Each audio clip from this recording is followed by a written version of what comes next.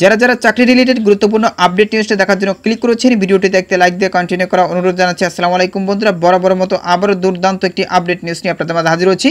প্রিয় বন্ধুরা, সরকারি চাকরিজীবীদের মতো এমপিভুক্ত শিক্ষকরাও বিশেষ প্রণোদনা পেতে যাচ্ছে।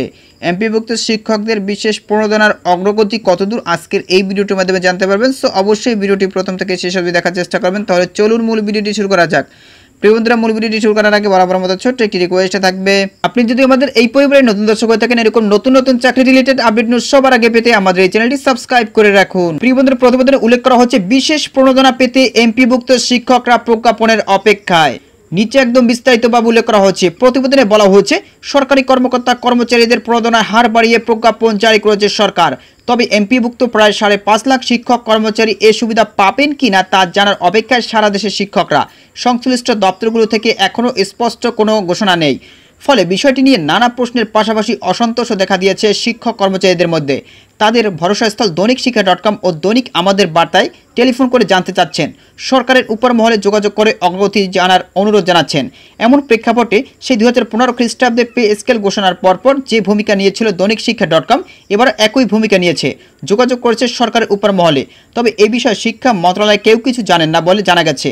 নাম না প্রকাশের শর্তে সরকারের উপর মহলে একাধিক সূত্র বলছে, 2016 খ্রিস্টাব্দে 26 জুলাই যেমন প্রজ্ঞাপন জারি করে বিষয়গুলো স্পষ্ট করা হয়েছিল, ঠিক একইভাবে প্রজ্ঞাপন জারি করতে হবে। অর্থ মন্ত্রণালয়ের একজন কর্মকর্তা বলেন, অতীতের অভিজ্ঞতায় বলতে পারি এমপিভুক্ত শিক্ষক কর্মচারীরাও অবশ্যই পাবেন, শুধু সিদ্ধান্ত ও প্রজ্ঞাপন জারির অপেক্ষায়। জানা গেছে 2023 খ্রিস্টাব্দের সরকারি কর্মকর্তা কর্মচারীদের প্রণোদনা দেওয়ার ঘোষণার পর থেকে এমপিভুক্ত শিক্ষক কর্মচারীরা এই সুবিধা পাবেন কি না তা নিয়ে আলোচনা শুরু হয়েছিল। পরে সিদ্ধান্ত অনুযায়ী সরকারি কর্মচারীদের পাশাপাশি বেসরকারি এমপিভুক্ত শিক্ষা প্রতিষ্ঠানের শিক্ষক কর্মচারীরাও 2023 খ্রিস্টাব্দের জুলাই থেকে মূল বেতনের 5% প্রণোদনা পেয়ে আসছেন। ওই বছর অর্থ মন্ত্রণালয় অর্থ বিভাগ থেকে এ সংক্রান্ত আলাদা চিঠিও জারি করা হয়েছিল। চিঠিতে বলা হয়েছিল এমপিভুক্ত শিক্ষক কর্মচারীরা 1 জুলাই 2023 থেকে প্রতি বছর 1 জুলাইয়ের প্রাপ্য বেতনের 5% হারে, তবে 1000 টাকার কম নয়, বিশেষ সুবিধা প্রাপ্য হবেন।